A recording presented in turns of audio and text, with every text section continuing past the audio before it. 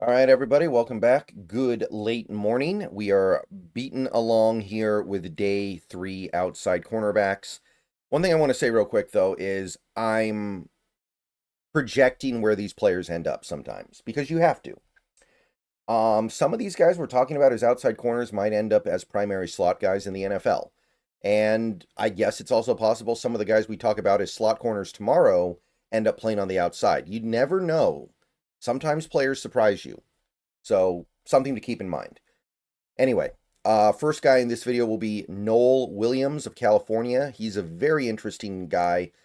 Couldn't find his age. California Golden Bear. Pretty good size, man. He's almost 200 pounds. Arms are a little short, but not terribly so. He's slow. Doesn't have great athleticism. He is strong, however. So there's a little something brewing here, and it's not quite Byron Maxwell. I mean, he's not big enough to be a Byron Maxwell or a Brandon Browner, but it's a similar idea.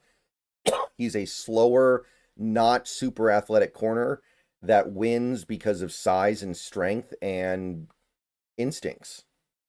So big boards, we got a third, we got a fourth, we got a fifth, we got actually a seventh. ESPN really doesn't like him. Aggregate has him in the fourth.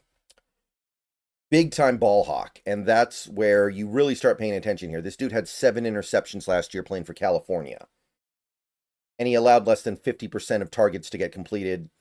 Like that is something that jumps off the page a little bit. 80 PFF grade, good stuff. He was a ball hawk pretty much his whole college career. He's a high level ball hawk. That's the big draw with Nohl Williams.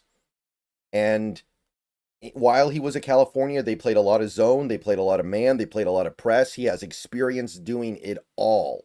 So, whatever it is that you're trying to do, he's done it before. Now, I think there will be certain things that he's obviously better at. I don't know if he should be I don't know if he should be playing man in the pros, but the point I'm trying to make here is that he's at least felt it out before. He's got a good deal of physicality. He's a physical player. He knows how to use his size, knows how to use his weight, knows how to use his strength. Good feel for the game, good understanding of his zone drops, good understanding of how to read plays in front of him and then make breaks on the ball based on his read. Trusts his instincts really well. He's got a great click and close, and he's a willing tackler. He's willing to stick his nose in there and make a tackle. So, Nohl Williams is somebody who immediately just kind of got in my face as someone who I kind of liked despite the poor athletic profile. I think that this is a player that, in the right situation, can overcome that. So he's not a great athlete. That is a legitimate weakness. Anyone bringing that up is not wrong. He's not great in press. He's done it, but his press is not like really effective at jamming the receiver up. I don't really see him being able to do man coverage in the NFL because he's not fast enough and he's not athletic enough. He's not a great tackler. He's a willing tackler. And hey, maybe that's the most important part of this. Maybe the fact that he's willing to get his nose in there is half the battle. And then the other half is just helping him get to where he needs to get fundamentally. And he's a bit of a flag magnet. He picks up flags. So I think that he could become kind of like a Brandon Browner type, somebody who doesn't have great athleticism, but he's got the physical stature to make up for it, and he has a nose for the football. And that's kind of where I am with the Nohl Williams right now. As long as you leave him in zone, he'll be okay. Yeah, I wish he was a better athlete, but I see this guy being able to overcome it. Back end of the third round would not even make me unhappy. I would not hate getting this guy at the very back end of the top 100, maybe even just outside the top 100. Okay, Zah Frazier of UTSA, University of Texas San Antonio. And as we talk about this guy, you might be reminded of another guy. And if you're reminded of that guy that I think you're reminded of, just know that there's a reason for that. 24 years old when the season starts, so he is older. Very tall, 6'3".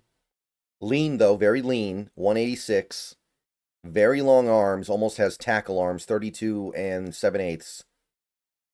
And small hands. That's a little bit weird, right? You have some of the longest hands for any cornerback, but you got baby hands. What's up with that? How does that make sense? Very fast, 4.36, 92nd percentile. Good acceleration, 151. It's not great. Vert was decent. Broad was good. Three cone was not great. Neither was the 20-yard shuttle. So the testing is it's definitely up and down, but the speed is definitely going to get people's attention. He's only on one major big board. It's CBS. They have him in like the 5th. The database has him in the 4th, though. He only has 1 year of production, really, at cornerback, but it was good.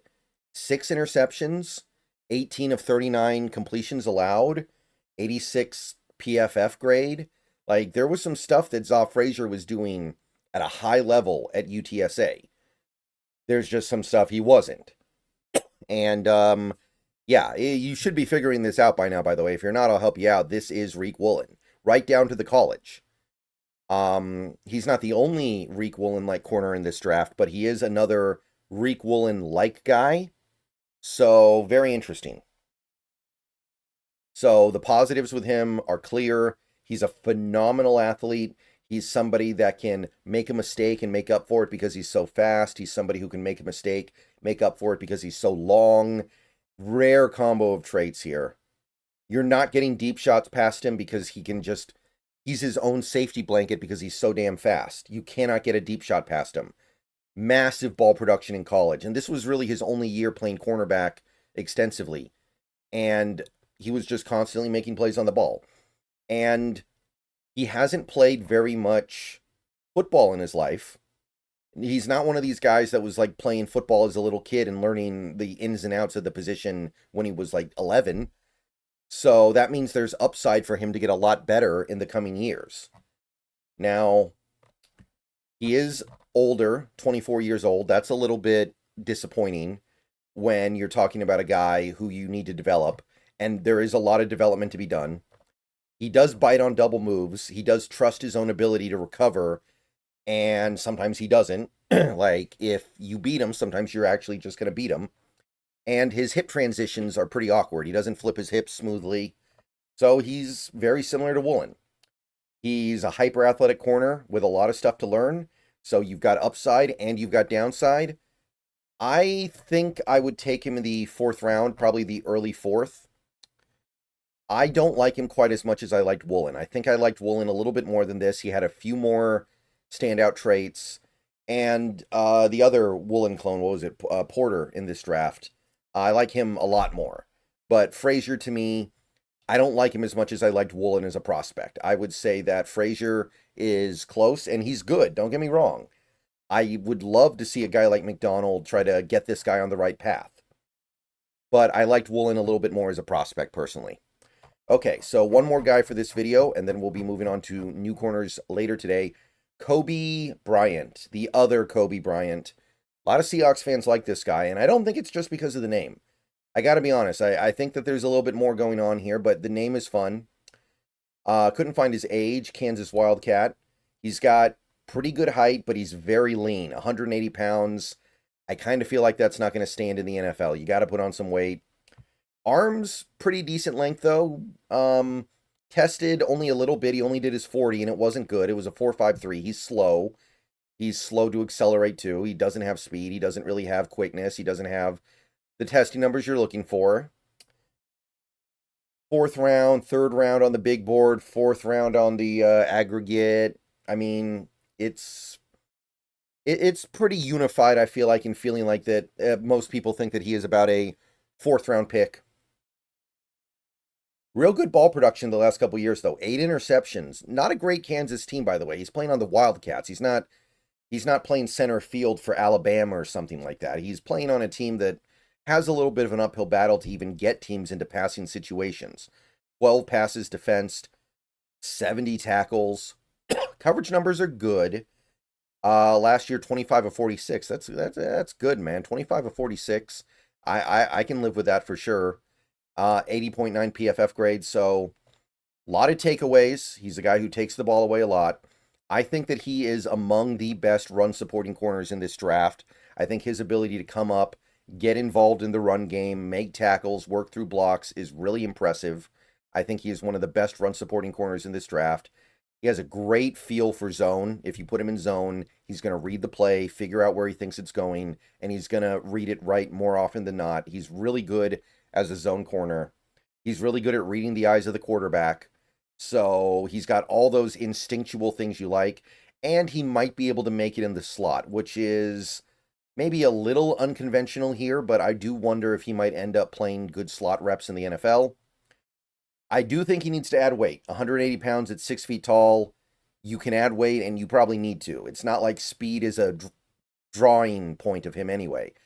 We're not drafting him for his speed. So if he loses a tiny bit of speed because he added 8 pounds or something, I think that's fine.